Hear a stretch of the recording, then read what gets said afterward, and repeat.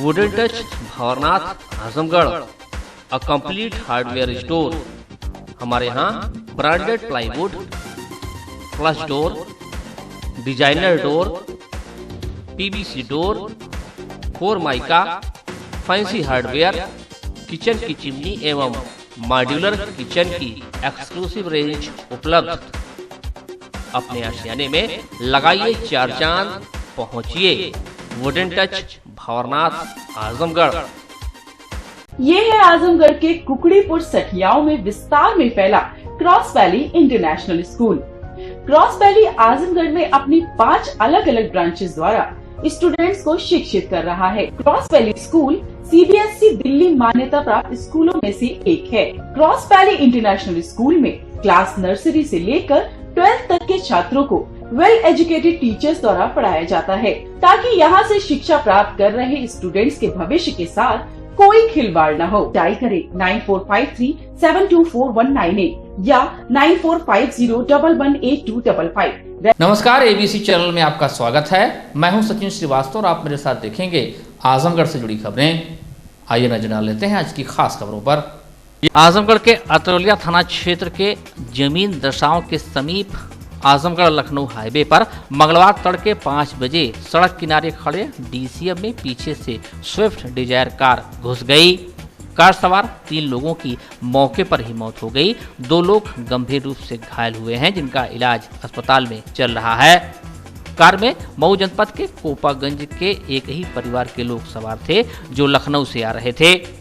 मंगलवार भोर में कार जैसे ही अतरौलिया के जमीन दशाओं के समीप पहुंची, चालक को नींद आ गई और कार डीसीएम में पीछे से जा घुसी। हादसे के बाद मौके पर चीख पुकार मच गई। आसपास के लोग दौड़े और पुलिस को भी सूचना दी। हादसे में 3 लोगों की मौत हो गई, जिसमें अलीम मोहम्मद, नजरुल हसन और शेरू शामिल हैं। वहीं अहमद रजा व मोहम्मद जैन गंभीर रूप से घायल हुए हैं। ये बहुत ही दुखद घटना हुई है।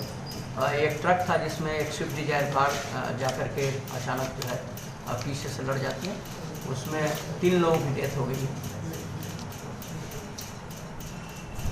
कुछ घायल भी हैं सर उसमें? एक तो लोग घायल। समाजवादी पार्टी के संरक्षक एवं पूर्व मुख्यमंत्री मुलायम सिंह यादव के खिलाफ फेसबुक पर अभद्र टिप्पणी करने वाले आरोपी को शहर कोतवाली और एसओजी की टीम ने गिरफ्तार कर लिया है। टिप्पणी को लेकर सपाइयों में काफी आक्रोश था। सपा के प्रतिनिधिमंडल ने एसपी से मिलकर शिकायत की थी कि अतुल सिंह अमीलिया नाम की फेसबुक आईडी से आपत्तिजनक एवं भड़काऊ पोस्ट की गई है। वायरल पोस्ट को लेकर एसपी के निर्देश पर शहर कोतवाली में मुकदमा दर्ज किया गया था। प्रभारी निरीक्षक कोतवाली के गुप्ता, प्रभारी एसओजी टीम आनंद सिंह व साइबर सेल के मनीष सिंह ने गंभीरपुर थाना क्षेत्र के अमीलिया गांव निवासी अतुल सिंह पुत्र मनोज सिंह को गिरफ्तार कर जेल भेज दिया। एक अतुल सिंह है, गंभीरपुर थाने का रहने वाले हैं। ये पूर्व सांसद श्री मुलायम सिंह जी के खिलाफ कुछ आपत्तिजनक कंटेंट फेसबुक पर उन्होंने अपडेट किया है। इसका पुलिस का संज्ञान में आया है। इसमें पुलिस तुरंत उनका गिरफ्तार किया है और आईटी एक्ट और आईपीसी से संबंधित धारा को मुकदमा भी लिखा है। किसी पार्टी से बिलोंग करता है? वो चीज़ अभी पूछताछ के बाद पता चलेगा। पूछताछ के दौरान आरोपी ने स्वीकार किया कि जानबूझकर और दुर्भावना पूर्वक अपमानित किए जाने के लिए पोस्ट किया था, क्योंकि सपा के लोग भगवान श्री राम का अपमान करते हैं और सपा संरक्षक मुलायम सिंह यादव बलात्कारियों का समर्थन करते हैं। जो सत्य है मैंने वही लिखा है। जो सत्य है मैंने वही लिखा है। अच्छा, उनके लोग हमारे योगी जी पे, हमारे देवी देवताओं पे करते हैं, तब इनका ज़मीर नहीं जागता। उनके जितने सपा के जितने लोग हैं, तब ये लोग कमेंट नहीं करते, FIR नहीं करवाते। उनके नेताजी ने जब कहा था कि बच्चों से गलती हो जाती है, उनके भी तो घर में बहन बेटियां हैं, तब ज़मीर नहीं जागता। मुलायम मेरे श्री राम से बड़े नहीं हैं, बस सीधी सी बात है। अच्छा, ये बताइए कि आप किसी पार्टी से जुड़े हुए हैं? बिल्कुल नहीं। अच्छा, तो मतलब आपको कोई अभी पछतावा नहीं है? आपने जो कहा सही कहा? बिल्कुल। अच्छा, क्या क्या आपने लिखा था उस पोस्ट में? मुझे वो याद नहीं है पोस्ट। अच्छा, पोस्ट डिलीट हो चुकी है, इस पर रिपोर्ट हुआ था, पोस्ट डिलीट हो चुकी है। अच्छा जी, पकड़िए। क्या करते हैं आप? जी मैं जेई का प्रिपरेशन कर रहा हूँ। अभी कहाँ से? जी मैं प्रॉपरली लखनऊ से करता हूँ, लेकिन लॉकडाउन की वजह से भी करता हूँ। चलिए ठीक है। तो जैसे आपको ये नहीं लगा कि इतनी बड़ी हस्ती हैं उनके खिलाफ इस तरह लिखना चाहिए? सिर्फ उनके लोगों की वजह से आपने लिखा कि जो उनके लोग सपोर्ट करते हैं, मुलायम सिंह की जो विचारधारा है उससे आप असहमत नहीं है? भगवान से तो बड़े नहीं है, अच्छा। मुलायम यादव भगवान से बड़े नहीं है। यह खबर उन अभिभावकों के लिए है जो अपने बच्चों को ऑनलाइन एजुकेशन करा रहे हैं, जिनके बच्चे ऑनलाइन एजुकेशन के नाम पर माता पिता का मोबाइल लेकर धड़ल्ले से ऑनलाइन गेम खेलते हैं। लॉकडाउन में बच्चों को मोबाइल पर ऑनलाइन एजुकेशन कराने के नाम पर एक शिक्षक के खाते से 8 लाख रुपए गायब हो गए। शिक्षक परिवार सदमे में है और मामले की जानकारी पुलिस को दी है। इस घटना में बैंक कर्मियों के संलिप्तता का भी संदेह है। पुलिस मामले की जांच पड़ताल कर दोषियों को सामने लाने की कोशिश में जुटी है। बिलियरगंज ब्लॉक के हेंगाईपुर में हरबंश लाल श्रीवास्तव प्राथमिक विद्यालय में शिक्षक हैं। उनका बैंक खाता SBI बिलियरगंज में है। उनके खाते में मैसेज अलर्ट की भी सुविधा है, लेकिन उनके बैंक खाते से 10 अप्रैल 2020 से 12 मई 2020 के बीच तकरीबन 8 लाख रुपए ऑनलाइन तरीके से गायब कर दिया गया। हरबंश का कहना है कि उन्होंने ऑनलाइन एजुकेशन के लिए शहर के एक निजी विद्यालय में पढ़ रहे कक्षा 6 के छात्र अपने बच्चे के हाथ में मोबाइल दिया था। पढ़ाई के साथ ही बच्चा गेम भी खेलने लगा। इसी गेम खेलने के चक्कर में साइबर अपराधियों ने बच्चे को अपने जाल में फंसा लिया और उसके पिता के डेबिट कार्ड की फोटोकॉपी को व्हाट्सएप पर मंगवा लिया। फिर OTP व अन्य जानकारी हासिल करके बैंक खाते में सीधे एक्सेस बना लिया। खास बात यह रही कि पिता का मोबाइल नंबर भी बदल दिया गया, जिससे मैसेज आना बंद हो गया। 12 मई को जब शिक्षक ने बैंक जाकर खुद धन निकासी की तो मैसेज उनके मोबाइल पर आया। खाते का स्टेटमेंट निकलवाया तो आगरा से लेकर पंजाब तक कई जगह पैसे विभिन्न खातों में ट्रांसफ़र होने की बात सामने आई। साइबर अपराधियों ने उन्हें 8 लाख का चूना लगा दिया। निकालने गया 13 तारीख में, तो पैसा निकला चेकबुक से। तो वहाँ की मशीनें हमेशा ख़राब रहती हैं, और जब मैं देख रहे थे कि प्रिंट करा रहे थे तो मैं भी प्रिंट कराया, देखिए पासबुक भर गई। फिर मैं मैनेजर साहब से गया कि मैनेजर साहब देखिए हमने निकासी उतने की नहीं पैसे, तो कहे कि इसका एप्लीकेशन दे के आप होल्ड करवाइए, पैसा निकल रहा है आपका। फिर मैंने एप्लीकेशन दे के होल्ड कराया, फिर दूसरी पासबुक बनवाया, तीसरी पासबुक बनवाया, तीनों। फिर कहे कि ऐसा नहीं आप इस, तो फिर कहा हमने कहा कि स्टेटमेंट दीजिए। स्टेटमेंट लेके फिर यहाँ हम लोगों ने फिर RM ऑफिस वगैरह यहाँ पे। तो किस तरह से बच्चा आपका खेलता रहा, आपको पता नहीं लगा? कुछ नहीं पता लगा? नहीं सर, वो जो ऑनलाइन जब सर पढ़ाई हो रही है तो हम लोग तो समझ रहे हैं कि ये ऑनलाइन चल रहे हैं, और उस तरीके से पढ़ाई। बच्चा फ्री फायर खेलता है, थोड़ा सा मालूम। आज के परिवेश में सर लगभग 90% घरों में खेला जाता है, तो ऐसा नहीं हम लोग समझे कि ऐसी घटना कर सकती है। आपको किसी भी हो सकता है बैंक में? जी, बैंक के किसी कर्मचारी की मिलीभगत हो सकती है इसमें, जैसा मैसेज नहीं आया आपके पास? हाँ सर, ये हम कहना चाहेंगे कि हम 10 अप्रैल से हम पैसा 10 अप्रैल से हम पैसा 10 अप्रैल से पैसा निकल रहा है, 12 मई तक पैसा निकल रहा है, मैसेज कोई नहीं मैसेज आया। 13 तारीख को हम निकालने पैसा गए 85,000 रुपया, वो मैसेज उसका आ गया। फिर हमने मैसेज अब कभी अपडेट का फॉर्म भी नहीं भरा, मैसेज अपडेट भी हो गया उसमें। क्या आश्वासन मिला आपको यहाँ? जी, एसपी साहब ने क्या आपको आश्वासन दिया? सर आश्वासन अच्छा दिया है और उम्मीद हमें है कि हमको न्याय मिलेगा। पैसा अकाउंट में किस लिए रखे थे, किस लिए निकालने गए थे पैसा? वो शादी के परिवार में शादी थी, उसी के वास्ते हमने रखा था। दुर्भाग्य था कि ये लॉकडाउन, अगर लॉकडाउन नहीं होता तो लॉकडाउन के पहले पैसा सब खर्च हो गया होता। किसकी शादी कहाँ थी? वो परिवार में भाई की लड़की शादी। 6 महीने से सर वो मुझको बोला कि मैं खेलते रहा, तो सर फिर बाद में सर उसका फ़ोन आते गया सागर उनका, मुझसे बात करते रहा। तो सर मैंने उससे कहा कि कौन बोल रहा है, कहाँ से सर? फिर व्हाट्सएप पे उसने मुझको मैसेज बोला, ये सब पूछते गया। तो मैंने उसे गेम की आईडी भी मांग दिला। उसने मुझसे पूछा कि तुमको हैक चाहिए, ये चाहिए। मैंने बोला कि मुझको ये सब में हैक नहीं चाहिए। तो मुझको सर उसने लालच भी देती रही कि ले लो तुम्हारे, तुम इस कमाओ, तुम कमाओगे भी, तुम अगर तुम अच्छा खेलने लग गए तो तुम कमाओ। तो सर मैंने उससे बोला कि मुझको रहने दो। मैं बोला कि ले लो, वो हैक मैं तुम्हारे लिए सस्ता करवा दूँगा। तो मैंने बोला कि नहीं मुझको नहीं चाहिए। बोला था कि ले लो, 20-25 हज़ार का है, मैं तुमको कम करवा दूँगा वो है। सर मैं बोला कि क्या करना है। बोला कि तुम अपना पेटीएम डाउनलोड करो, फिर तुम अपना नंबर डालो सर, उसके बाद तुम पे करो मुझको, तुमको मैं हैक दिलवा दूँगा। फिर क्या हुआ सर? फिर उसने मुझको सर बाद में थोड़े दिन बाद उसका फोन कॉल आया। बोला कि मैं तुमको अभी गेम के लिए मैं तुमको गेम डिलीट कर दो और मैसेज करूँ। तो सर मैंने उसको सर रिप्लाई कुछ नहीं किया। तो सर उसका फोन आना ही बंद हो गया। फिर क्या किया, कितने पैसे निकाल लिया? सर उसने सर बोला क्या उसने सर 90,000 तक निकाला। टोटल अमाउंट जो 8 लाख रुपए थे वो क्या हुआ? सर उससे भी सर उसने हैकिंग का आइडिया तुमको किसने दिया? सर किसी ने सर मुझसे पूछा कि तुम हैक ले लो गेम। कितने साल से गेम खेल रहे हो? सर 5-6 करीब 5-6। पबजी और फ्री फायर ऐसे तुम और भी कोई गेम खेलते हो या सिर्फ यही सब खेलते सर नहीं सर पहले था सर, मैं ऑफलाइन गेम खेलता था। फिर अभी कौन सा खेल रहे थे? सर फ्री फायर खेल रहे थे। जब पैसा कटता था OTP आती थी? सर ये नहीं बताता था, बस तुम बोलते कि तुम करते रहो, मैं अगर हो जाएगा तो मैं तुमको बताते रहूँगा। किस क्लास में पढ़ते बाबू? कहाँ पढ़ते? सर आजमगढ़। किस स्कूल में? क्लास? सर संजीवियस।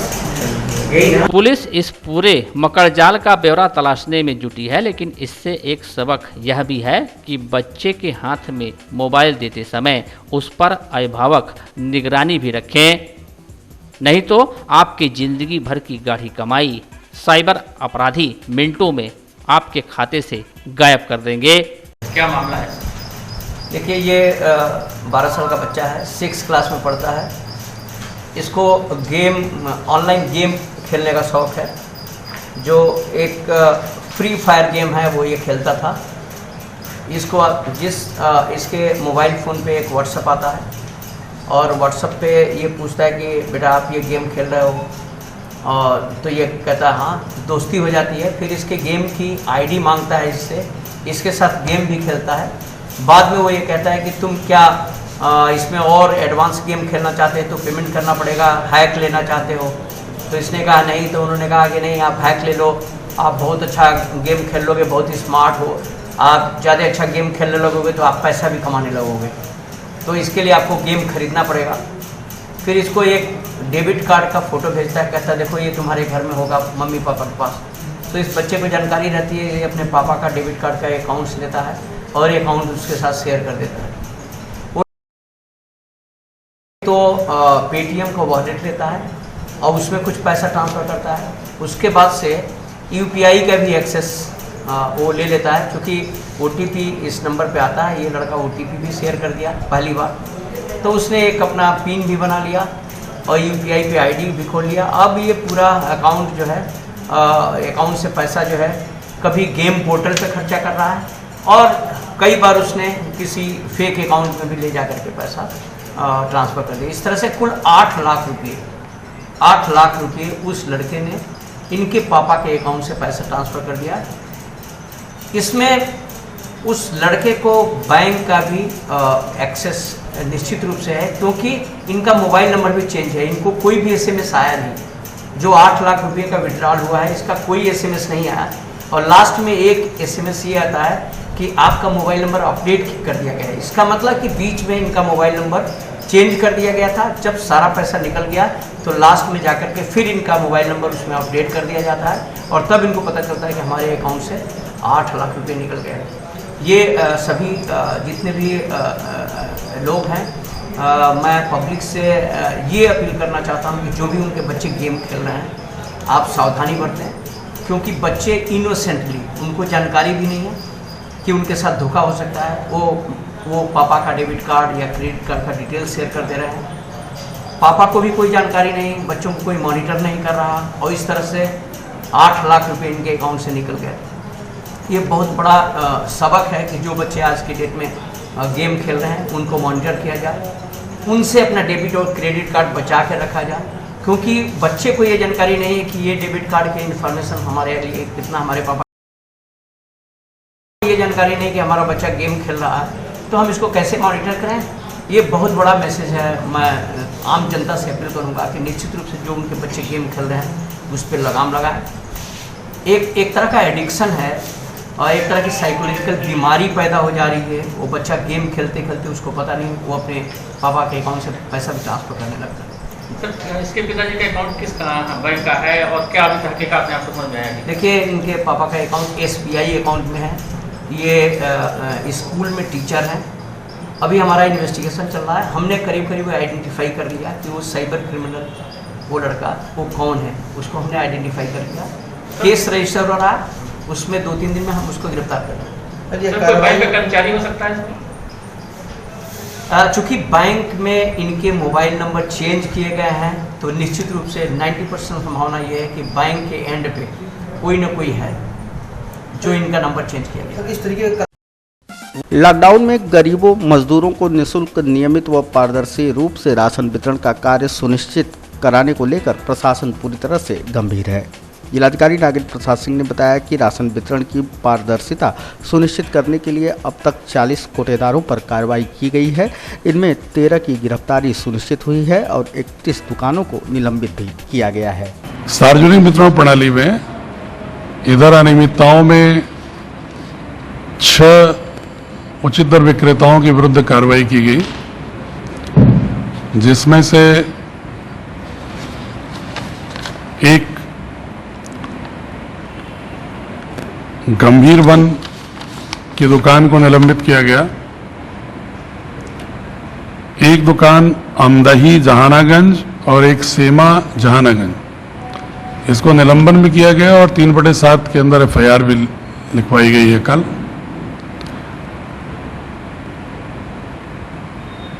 ऊंजी पलहनी, मिट्ठनपुर हादी रानी की सराय, शंभोपुर अहरौला, इनकी दुकानों को अनियमितता में आरोप पत्र निर्गत किया गया है। तो प्रणाली में कुल 40 उचित दर विक्रेताओं के विरुद्ध कार्रवाई हुई है, जिसमें 13 गिरफ्तारियां हुई हैं और 31 निलंबन हुए हैं। लॉकडाउन के चौथे चरण में तीसरे चरण के अनुरूप ही पाबंदियां बरकरार रखी गई हैं। जिलाधिकारी नागेंद्र प्रसाद सिंह ने बताया कि लॉकडाउन 4 के अंतर्गत मिठाई की दुकानों को सशर्त सप्ताह में 6 दिन प्रातः 10 बजे से शाम 6 बजे तक खोलने की अनुमति अलग से प्रदान की गई है। मिष्ठान भंडारों से मिठाइयां क्रय की जा सकेंगी, लेकिन वहां बैठाकर खिलाने की व्यवस्था अनुमन्य नहीं हुई है। महोदय के भी निर्देश प्राप्त हो गए हैं। उन्होंने जो पाबंदियां रेस्टोरेंट, मॉल, हवाई जहाज के परिचालन, रेलवे के प्रवासी श्रमिकों के अनुमन्य के अतिरिक्त प्रतिबंध या हॉस्पिटैलिटी सर्विसेज के प्रतिबंध पर वो यथावत अभी भी रखी हुई हैं, वो यथावत रहेंगे। दुकान खोलने के विषय में उन्होंने अधिकारियों पर छोड़ दिया है कि वो दुकानें खोली जा सकती हैं। जिलाधिकारी इसको कैसे विनियमन करेंगे उस पर वो विचार कर सकते हैं। ऑलरेडी कई दिन पहले से हमारे यहाँ अधिकांश दुकानें खुली हैं। हॉस्पिटैलिटी की दुकानें अभी भी नहीं खुलेंगी, अर्थात चाय की दुकान नहीं खुलेगी क्योंकि इसमें सर्विस हॉस्पिटैलिटी है। रेस्टोरेंट नहीं खुलेंगे, एकल रेस्टोरेंट भी नहीं खुलेंगे। जो दुकानें अभी तक खुल रही हैं, जिस डेट में खुल रही हैं, उनका जो भी क्रम है उसको यथावत रखते हुए सिर्फ मिठाई की दुकानों को और इसमें हम ऐड कर रहे हैं, जोड़ रहे हैं खुलने के लिए। 6 दिन खुल सकती हैं, 10 बजे से लेकर के शाम 6 बजे तक। लेकिन शर्त यह है, जो शासन की शर्त में भी है, कि दुकानदार मौके पर कोई खाने के लिए सर्विस नहीं करेगा मिठाई को। जैसे जलेबी छान रहा है और वहीं खिलाने लगे, मिठाई दे रहा है वहीं खाने लगे खिलाने लगे, ये नहीं होगा। कोई आकर के वहां से क्रय करके अपने घर लेके जा सकता है। ये व्यवस्था शासन के निर्देश में भी है। उस स्तर तक हम मिठाई की दुकानों को भी हम अनुमति दे रहे हैं। जिलाधिकारी श्री सिंह ने बताया कि 2 पहिया वाहन पर सिर्फ एक व्यक्ति चलेगा। अगर पीछे महिला बैठी है तो छूट है। वहीं 4 पहिया वाहन पर ड्राइवर व 2 व्यक्ति अनुमन्य हैं। वाहनों के संचालन के विषय में पहले सिर्फ ये था कि रेड जोन में 2 पहिया पर एक ही व्यक्ति चलेगा, बाकी में मौन था। तो इससे अर्थ निकाला गया कि वो मोटर व्हीकल एक्ट के अनुसार 2 आदमी चल सकते हैं, 2 चल सकते हैं। लेकिन अब की शासन ने स्पष्ट कर दिया है कि 2 पहिया वाहन पर सिर्फ एक व्यक्ति चलेगा। सिर्फ 2 लोग तभी अनुमन्य हैं जब पीछे बैठने वाली महिला हो। वो इसलिए अलाउ किया गया है, अगर कोई महिला शिक्षक है, कोई सरकारी ड्यूटी पर है, कोई अस्पताल जाना चाहती है, वो 2 पहिया वाहन नहीं चला सकती है, तो उसके पति बेटे उसको छोड़ने के लिए जा सकते हैं। इसके लिए किसी अलग से परमिट की जरूरत नहीं है। लेकिन इसके अलावा कोई व्यक्ति 2 पहिया पर सिर्फ एक ही व्यक्ति चलेगा। अगर कोई महिला ड्राइव कर रही है तो पीछे पुरुष नहीं बैठेगा, फिर अकेला ही अलाउ होगा। नहीं, नेचुरली 2 महिला है, पीछे बैठने वाली तो अलाउ होगा। दोनों महिलाएं हैं वही पीछे की सीट पर अगर महिला है तो 2 लोग अलाउ होगा। वो ड्राइव करने वाला पुरुष है कि महिला है, इरिस्पेक्टिव। और 4 पहिया पर 1+2 वही फार्मूला है। जिले के अंदर अनुमति की आवश्यकता नहीं है कंटेनमेंट जोन के अलावा, और दूसरे जिले में जाना है तो परमिशन लेना है। कहते हैं घर में जहां 4 बर्तन हो जाते हैं तो वहां टकराने की आवाजें आने लगती हैं। प्रवासी मजदूरों की भारी संख्या में घर वापसी के बाद तमाम गांवों में ऐसी स्थितियों के उत्पन्न होने की भी प्रबल संभावनाएं बढ़ गई हैं। इस संदर्भ में जिलाधिकारी नागेंद्र प्रसाद सिंह ने दूरदर्शिता दिखाते हुए प्रत्येक राजस्व गांव में 5 सदस्यीय ग्राम राजस्व समितियों का गठन कर दिया है, जो प्राथमिक स्तर पर गांव के भूमि विवादों का निराकरण करेंगी। जिलाधिकारी श्री सिंह ने बताया कि यह समिति पूर्णतः वैधानिक होगी, जो भूमि विवादों का शांतिपूर्ण समाधान सुनिश्चित करेगी। जो प्रवासी श्रमिक गांव में आ रहे हैं, एक देखा ही जा रहा है, हालांकि उसके संकेत अभी शुरुआती संकेत हैं, लेकिन सामाजिक रूप से अध्ययन करने पर ये स्पष्ट संकेत मिल रहे हैं कि काफ़ी संख्या में गांव में आने के बाद वहाँ के जो पारिवारिक और सामाजिक संरचना में कई तरह के दबाव और तनाव की स्थितियां भी आएंगी, जिसमें भूमि विवादों की बहुलता भी एक प्रमुख मुद्दा होगा। हमारे प्रावधान भी है कि हम ग्राम स्तर पर वैधानिक रूप से समितियां गठन करके जिलाधिकारी एक फोरम दे सकते हैं इस तरह के डिस्प्यूट के रिड्रेसल के लिए। कल हमने एक आदेश किया है उत्तर प्रदेश राजस्व संहिता की धारा 225 के अंतर्गत, और उसकी नियमावली 193 में विहित प्रावधानों के तहत कि प्रत्येक राजस्व ग्राम में एक ग्राम राजस्व समिति होगी, जो किसी भी तरह के भूमि विवादों के निराकरण के लिए प्राथमिक स्तर पर एक महत्वपूर्ण प्लेटफॉर्म होगा। उसका स्वरूप होगा ग्राम प्रधान अध्यक्ष होगा,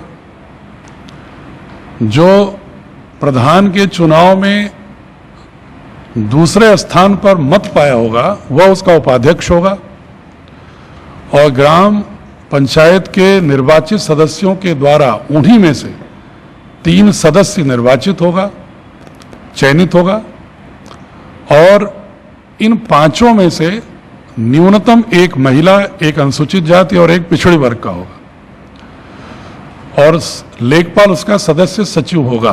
ये एक वैधानिक समिति होगी, मात्र औपचारिक समिति नहीं है, क्योंकि इसको राजस्व संहिता का बल प्राप्त है। और ये फोरम वैधानिक रूप से जो समस्याएं आएंगी उनका मौके पर पैमाइश कराना, पारस्परिक समझौते और एक एमिकेबल सॉल्यूशन, शांतिपूर्ण समाधान कराने की कोशिश करेंगे।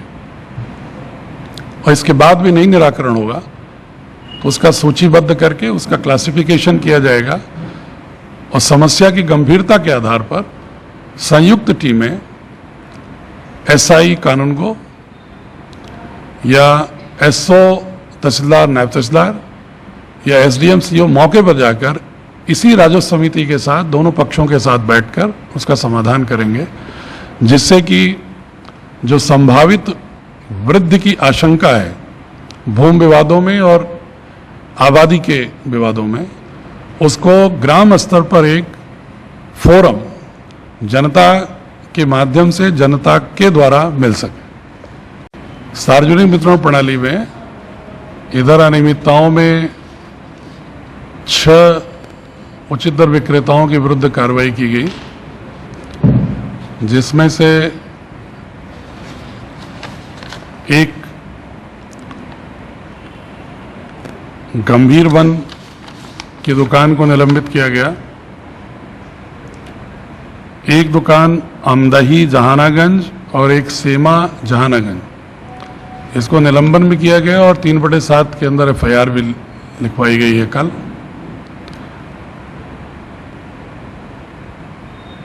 ऊंजी पलहनी, मिट्ठनपुर हादी, रानी की सराय, शंभोपुर अहरौला, इनकी दुकानों को अनियमितता में आरोप पत्र निर्गत किया गया है। प्रणाली में कुल 40 उचित दर विक्रेताओं के विरुद्ध कार्रवाई हुई है, जिसमें 13 गिरफ्तारियां हुई हैं और 31 निलंबन हुए हैं। सार्वजनिक वितरण प्रणाली में इधर अनियमितताओं में 6 उचित दर विक्रेताओं के विरुद्ध कार्रवाई की गई, जिसमें से एक गंभीर वन की दुकान को निलंबित किया गया, एक दुकान अमदही जहानागंज और एक सेमा जहानागंज, इसको निलंबन भी किया गया और 3/7 के अंदर FIR भी लिखवाई गई है। कल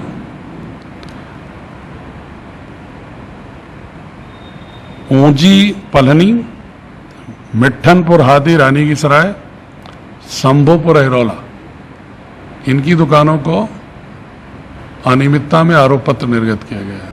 कोरोना संकट के बीच केंद्र व राज्य सरकार पर विफलताओं का आरोप जड़ते हुए भारतीय कम्युनिस्ट पार्टी ने मंगलवार को अपनी 15 सूत्रीय मांगों का ज्ञापन जिलाधिकारी के माध्यम से राष्ट्रपति को प्रेषित किया।